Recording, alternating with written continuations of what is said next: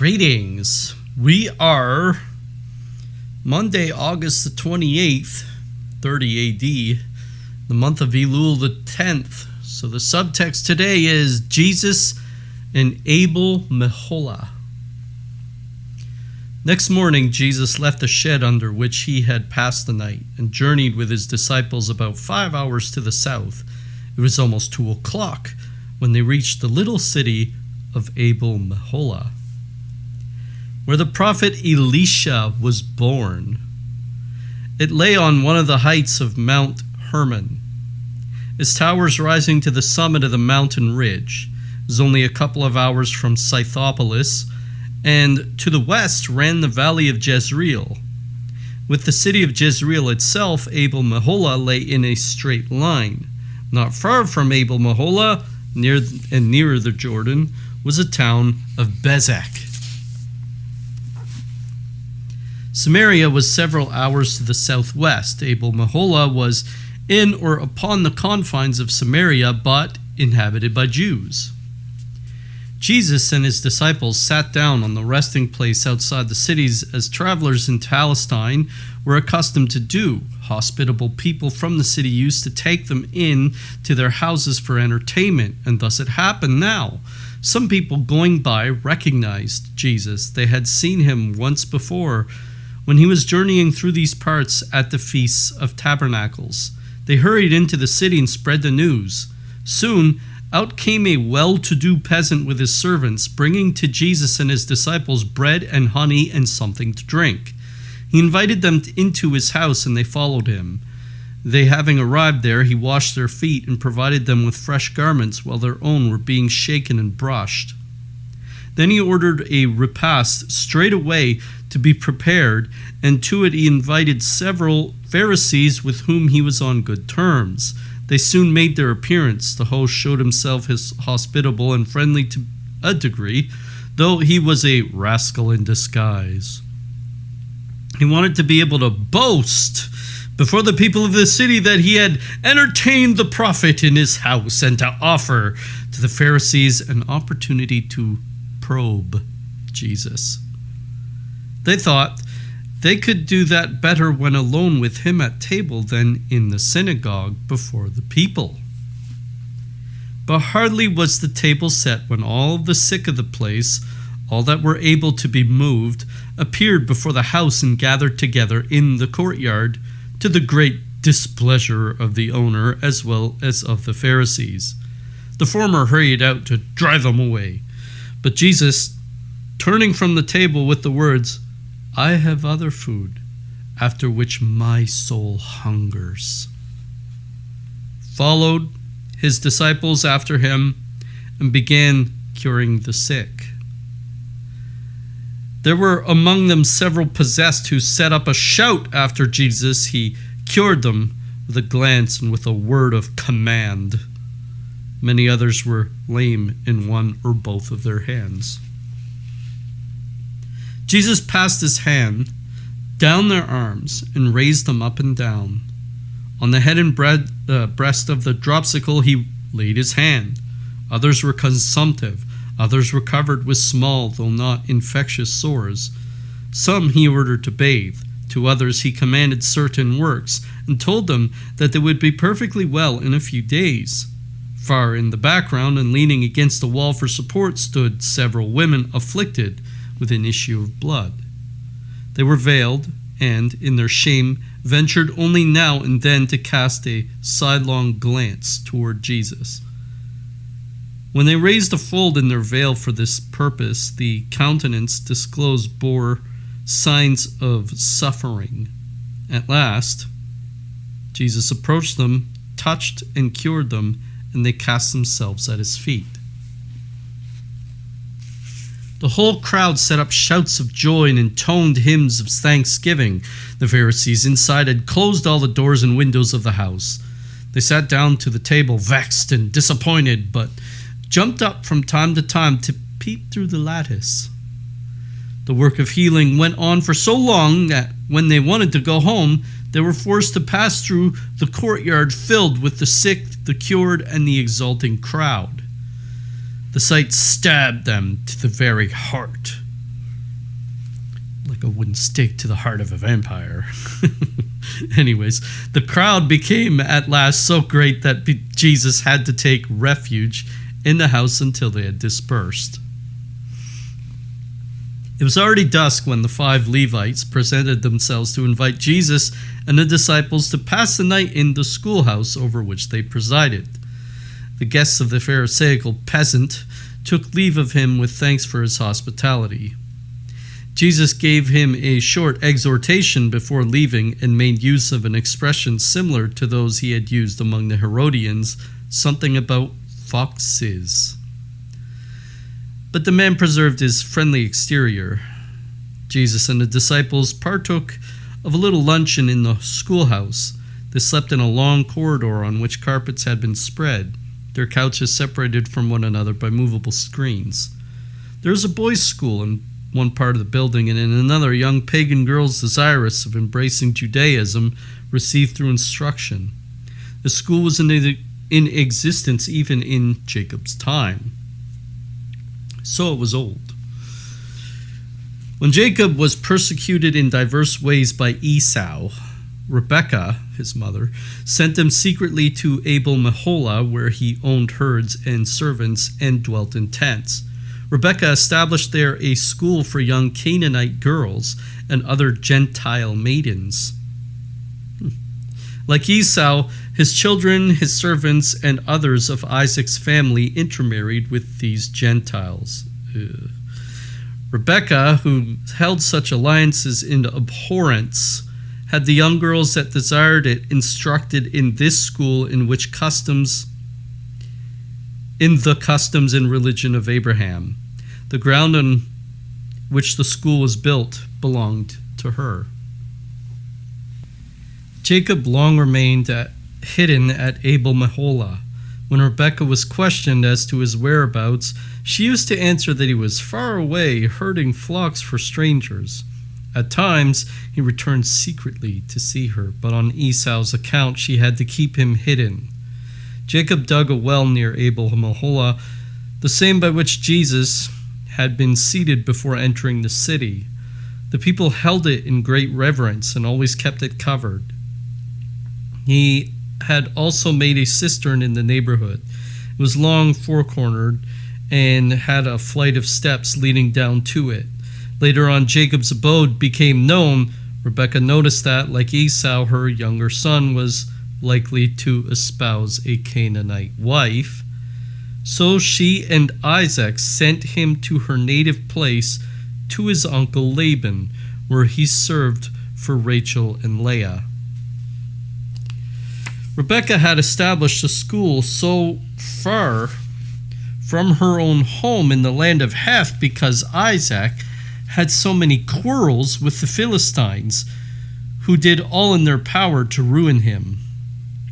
She had confided the direction of the school to a man from her own country, Mesopotamia, and to her nurse, who, I think, was his wife. The young girls dwelt in tents and were instructed in all that a wife in a migratory household of the pastoral times ought to know. They learned the religion of Abraham and the special duties of wives of his race. They had gardens in which they planted all kinds of running vines such as gourds, melons, cucumbers, and a kind of grain. They had very large sheep whose milk was used for food. They were taught also to read, but this, as well as writing, came very hard to them. The writing of those days was done in a very strange way on thick brown tablets, not on rolls of skin as in later times, but upon the bark of trees. I saw them peeling it off and burning the letters into it. They had a little box full of zigzag compartments, which I saw shining on the surface and filled with all kinds of metal signs. These the writer heated in a flame and burnt one after another into the bark tablet, sort of like branding. I saw the fire in which they heated the metal. It was the same as that used for boiling, roasting, and baking, also for giving light. Upon seeing it used in this last way, I thought, they do indeed place their light here under a bushel. In a vessel whose form reminded me of the headdress that many of the pagan idols wore, they burned a black mass. A hole was bored in the middle of it for the passage of air, perhaps. The little round towers encircling the vessel were hollow, and into them some part of the cooking could be placed. Over the pan of coals, something like a cover was turned upside down. It was tapering toward the top and pierced by a number of holes, kind of like a funnel with holes. On this, too, was a circle of little towers in which things could be warmed. All around the bushel-like cover were openings with sliding screens. When they wanted light, all they had to do was open one of these little windows and glare from the flame, and the glare of the flame shone forth. They always opened them toward the quarter from which no draft came, a precaution very necessary and tense, otherwise you would burn it. Anyways, below the coal pan was a little place for ashes in which they could bake flat cakes. Almost kind of like the Romanian bread there. Anyways, and on top of the whole arrangement, water could be boiled in shallow vessels. This they drew off for bathing, washing, and cooking. They could also broil and roast on these stoves. They were thin and light, could be carried on journeys, and easily moved from place to place. It was over such stoves that the metal letters were heated before being burnt onto the tablets of bark. The people of Canaan had black hair and were darker than Abraham and his countrymen, who were of a ruddy olive complexion. The costume of the Canaanite women was different from that of the daughters of Israel. They wore a wide tunic of yellow wool down to their knee. It consisted of 4 pieces which could be drawn together by a running string below the knee, thus forming a kind of wide pantalette. It was not bound around the upper part of the limbs like that of the Jewish women, but its wide folds fell front and back from the waist to the knee. The upper part of the body was covered with a similarly doubled lappet that fell over the breast and back. The pieces were bound together on the shoulders, forming a sort of wide scapular, likewise open on both sides and fastened around the waist with a belt, above which it hung loose like a sack. The whole costume from shoulder to knee looked like a wide sack bound at the waist and ending abruptly below the latter. The feet were sandaled, and the lower limbs wound crosswise with straps, through the openings of which the skin could be seen. The arms were covered with pieces of fine transparent stuff which, by several shining metal rings, were formed into a sleeve. They wore on the head a pointed cap of little feathers, from the top which hung something like a crest of a helmet, ending in a large tuft. These people were beautiful and well made, but much more ignorant than the children of Israel. Some of them had long mantles also, narrow above and wide below. The women of Israel wore a kind of bandage wrapped around the body in a long tunic, and lastly a long gown fastened in the front with buttons. They wound their heads in a veil or with several rows of ruffs, such as are worn nowadays around the neck.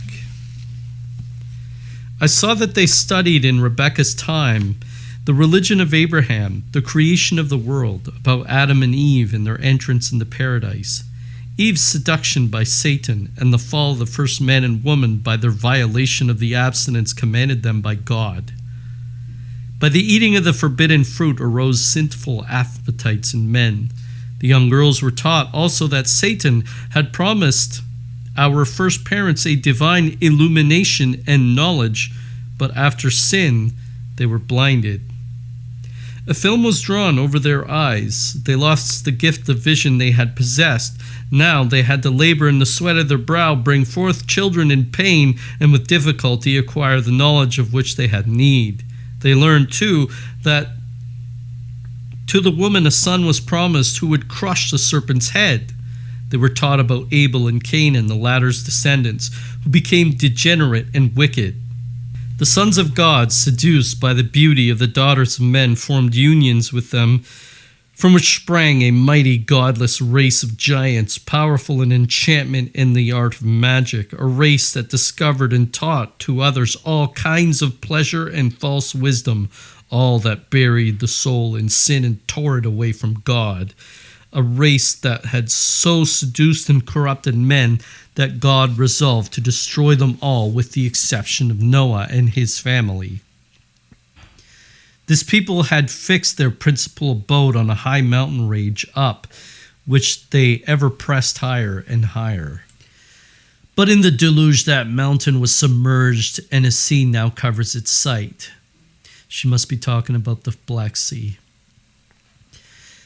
She mentioned this in her former visions. So anyways, they, the scholars of Rebecca's school, learned also all about the deluge, about Noah's escape in the ark, about Shem, Ham, and Japheth, about Ham's sin, and they reiterated the wickedness of men at the Tower of Babel. They were told of the building of the tower, of its destruction, of the confusion of the tongues, and of the dispersion of men now become enemies to one another. All this recalled to the youthful minds of the scholars the impiety of the giants on that high mountain, those wicked, powerful men, those dealers in witchcraft, and they saw the fatal consequences of unions forbidden by the law of God. Necromancy and idolatry were practiced likewise at the Tower of Babel. By such teachings were the converted Gentile maidens warned against alliances with idolaters, idle efforts after necromancy and the hidden arts, against the seductions of the world, sensual delights, vain adornments, in a word, against all that did not lead to God. They were taught to look upon such things as tending to those sins on whose account God had once destroyed humankind. They were, on the other hand, instructed in the fear of God, obedience, subjection, and in the faithful, simple exercise of all the duties devolving upon the pastoral life. They were also taught the commandments that God gave to Noah, for instance, abstinence from uncooked meat. They learned of God's having made choice of the race of Abraham to make of his descendants his chosen people from whom the Redeemer was to be born. For this purpose he had called Abraham from the land of Ur and had sent him apart from the infidel races. They were told of God sending white men to Abraham, that is, men who appeared white and luminous. These men had confided to Abraham the mystery of God's blessing, owing to which his posterity was to be great above all the nations of the earth. The transmitting of that mystery they referred to only in general terms as of the blessing from which the redemption should spring. They are also told about Melchizedek's being a white man, like those sent to Abraham, of his sacrifice of bread and wine, and of his blessing Abraham. The chastisement inflicted by God upon Sodom and Gomorrah formed a part of the instruction given. So that was a pretty big diversion. So now we're Tuesday, August 29th. When Jesus visited the school, the young girls were computing a chronological table upon the coming of the Messiah. All agreed in their reckoning, which brought the result down to their own time. Just at that moment, in stepped Jesus and his disciples, a circumstance that produced a very powerful impression upon the scholars. Jesus took up the subject and, engrossing their attention, and explained to them with the utmost clearness that the Messiah was already come, though not yet recognized. He spoke of the unknown Messiah and of the signs that were to herald his coming, and that had already been fulfilled. Of the words, "A virgin shall bring forth a son." Jesus spoke only in veiled terms, since those children were too young to comprehend them. He exhorted them to rejoice that they lived in a time after which the patriarchs and prophets had so long sighed. He dwelt upon the persecutions and sufferings of the Messiah was to endure, and explained some texts of prophecy to that effect. He told them to be on the watch for what would take place in Jericho at the approaching Feast of Tabernacles. He spoke of miracles, and particularly of the curing of the blind. He made for them a chronology of the Messiah, spoke of John and of baptism, asked whether they too wanted to be baptized, and lastly related to them the parable of the lost drachma. I wonder if he was explaining them that parable because of how relevant it was to the situation. Anyways, the girls sat in school cross-legged, sometimes with one knee raised. Each was provided with a kind of table and bench combined, almost like our schools. She leaned sideways against the one and, when writing, supported her roll on the other. They often stood while listening to the instruction given them. There were some of Jewish parentage who had been rescued from slavery, in which they had grown up without instruction in the religion of their forefathers. Both Pharisees and Sadducees taught in the school. Little girls also were received, the youngest of whom received instruction from the older ones. Proper. At the moment of Jesus' entrance into this school, the boys were making some calculation connected with Job. As they could not readily do it, Jesus explained it and wrote it down for them in letters. He also explained to them that something relating to measure, 2 hours of distance or time, I do not know which. He explained much of the book of Job. Some of the rabbis at this period attacked the truth of the history therein contained, since the Edomites, to which the race Herod belonged, bantered and ridiculed the Jews for accepting as true the history of a man in the land of Edom, although in that land no such man was ever known to exist. Sounds familiar. They looked upon the whole story as a mere fable, gotten up to encourage the Israelites under their afflictions in the deserts. Jesus related Job's history to the boys as if it had really happened. He did so in the manner of a prophet and catechist, as if he saw all passing before him, as if it were his own history, as if he heard and saw everything connected with it, or as if Job himself had told it to him. His hearers knew not what to think. Who was this man that now addressed them? Was he one of Job's contemporaries? Or was he an angel of God? Or was he God himself?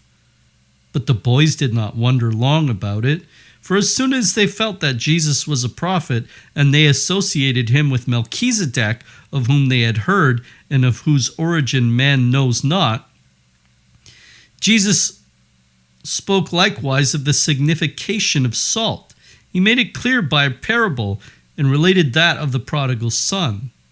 The Pharisees arrived during Jesus' instruction, and were highly displeased to find him applying to himself all the signs and prophecies quoted by him in reference to the Messiah. That evening, Jesus went with the Levites and the children to take a walk outside the city. The little girls followed last, in the charge of the older ones. Jesus, letting the boys go on ahead, stood still from time to time until these little ones came up, and then instructed them in examples drawn from nature, from all the objects around him, the trees, fruits, flowers, bees, birds, sun, earth, water, flocks, and field labors. In indescribably beautiful words, he next taught the boys about Jacob and the well that he had dug in that locality.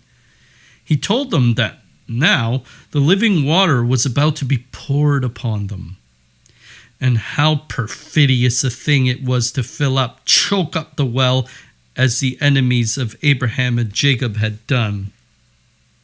He applied it to those that wanted to suppress the doctrine and miracles of the prophets, namely the Pharisees.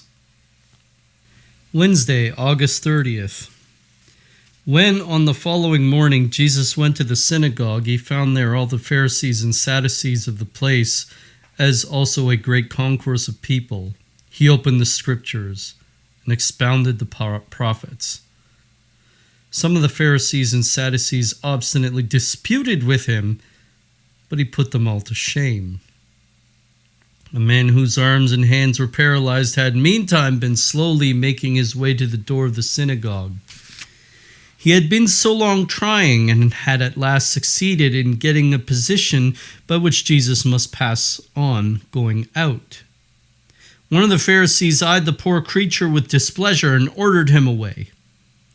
As he refused to obey, they tried to push him out, but he supported himself as well as he could against the door and looked piteously at Jesus, who was on the high seat at a considerable distance from the entrance and separated from him by an immense crowd.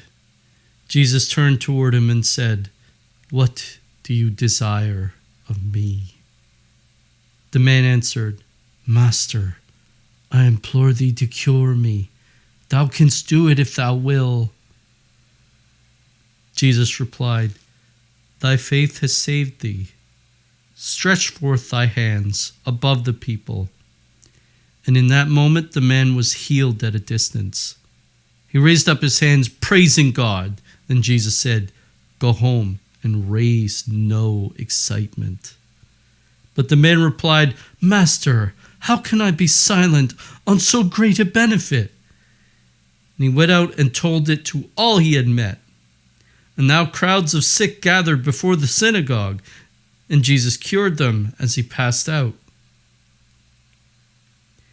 After that he dined with the Pharisees who, in spite of their inward displeasure, always treated him courteously. This was part of their policy, that they might the more easily entrap him. He performed more cures that evening. Rebekah was the sister of Laban, who was the father of Leah and Rachel. She sent Jacob out east where she was from, so that he wouldn't marry women of the Canaanite religion or idolaters. But it seems she set up a school to assimilate people more into the religion of Abraham, who worshiped the Almighty God. Then, if Abraham's lineage got married to these girls, they would actually make for good wives and wouldn't dilute Abraham's lineage with nonsense. Rebekah is the daughter-in-law of Abraham, having married Isaac, his son. So I imagine she very much admired Abraham and had the utmost loyalty toward him. We learn later on that even Rebekah's brother Laban had gods or idols, which Rachel had stolen from him. It tells us, as Catholics, that we ought to watch out when marrying. It was raised last week that the VP of the U.S., J.D. Vance, desired his wife to convert, his wife Usha. Many people didn't like that because they worship at the shrine of cultural relativism and such, wanting to convert, proselytize, that's heresies to the cultural relativists. But then cultural relativism is an idol given to us in the name of the Enlightenment, which is secularist Freemasonry's eldest daughter. I'm just being facetious, but it's close to the truth. But Vance is an intelligent man. But that he married outside of his faith tells me one thing. He himself lacked faith. He got tired. He didn't want to search anymore. He found someone and she was good enough. A lot of young men are incredibly frustrated these days because of the West. Or because in the West, we're living in a territory much like Canaan, where people have all kinds of gods or idols. They're not the put on the shrine type. They're internally enshrined. I understand, of all the girls I used to talk to, one of my favorites was a Sikh woman. And Sikh women can have cultural practices that are considered archaic or medieval, like dowries. But they're a lot more proper than modern practices. So Catholic men can be drawn in by women with more traditionalist views of marriage, even though she stands outside the circle. It is confusing. You'd almost consider them more Catholic than the Catholic women of the West. The problem is, Excuse me, my room's dusty for some reason. Problem is that women are fiercely loyal, especially if they're of a strong character. So you end up getting stuck with someone you're in a perennial argument with about the faith. Technically, it's impossible to marry someone outside your faith because God can't really bind a marriage if the two people in the marriage understand the concept much differently from one another. So we have to theologically accept that those marriages are only partially ratified. Yes, they're married, but they cannot possibly hold a marriage between a Catholic and a non-Catholic to be as strongly defined as a marriage between two Catholics. On top of that, let's suppose you both are infected by the political left, which believes in thieving from the public even more than the right does. Two Catholics under this umbrella are going to have a pretty weak marriage because they may not be that attached to their Catholicism. So they're just two nominals in disguise. And this was a very serious topic in the book of Genesis, and it's still a very serious topic now. I still see a lot of people, although they're both Catholics, they barely practice their faith. And then you meet a foreign woman, and she practices her faith, and she's more virtuous than a Catholic woman, and it confuses you. It's like so. And we also had the women. There's a bunch of them that go on social media. They're like, "Listen up, man. We need leadership." Yeah. Except here's the problem. There's not a lot of yous to choose from. This is why men are choosing like women who understand a traditional marriage more than Catholic women, because our modern Catholics are more infected by modernism than women of outside religions are. That's how ridiculous it's become. And those listen up men, they're among the women who are infected by modernism. So I get why Vance did it. But it's like you have to be patient. Me, I would have never, this Sikh girl was one of my favorites, but I would never have consented to marry her, even though we could have gotten close. I would never have consented to marry her simply because I cannot marry a non-Catholic. It would be absolutely abhorrent to me to do that because I know the value of it. The woman I would have to marry would have to hold Mary as high as I did, or as I currently do, if not higher, because I'm a sinful man. So it was, no matter how well you get along with someone, it is a non-starter to marry a non-Catholic. And you have to especially watch out for marrying a Catholic woman who's really on the inside a feminist and a nominal.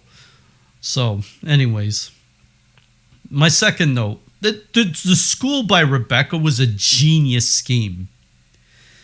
As school is how we now assimilate children. This is a whole big problem of migrants coming in to the West that are unassimilated. They don't know the laws. They don't know what it's crime and what's not. And most importantly, they don't really believe in God. Not in our version. So if the more you dilute our lands with these kinds of people, the more your societies are going to tear themselves away from heaven, just like the separation of church and state did. It's societies tearing themselves away, like Saul tore his lot away from Samuel's cloak.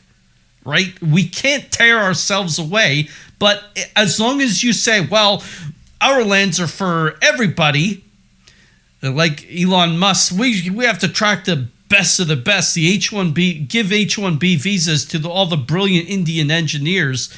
Well, sure, you can do that, but then you're tearing your country away from God. Because a lot of these people they believe in different religions. So, Rebecca knew, woman of old knew, but this is the lesson. Where Jesuits, and this is when Jesuits were actually good, had spread this sort of assimilation before our times, the concept was hijacked by the Enlightenment doctrine so as to do the opposite, to choke the Word of God rather than to help it flourish. They made schools for people to develop a prejudice against the truth rather than learning the truth. Now, of anyone listening to this, I'm guessing most of you, as well as myself, were at one of these choke job schools and had to refamiliarize yourself with the faith, with Catholic catechesis, whereas we had 1 hour a week at catechesis and it was barely effective.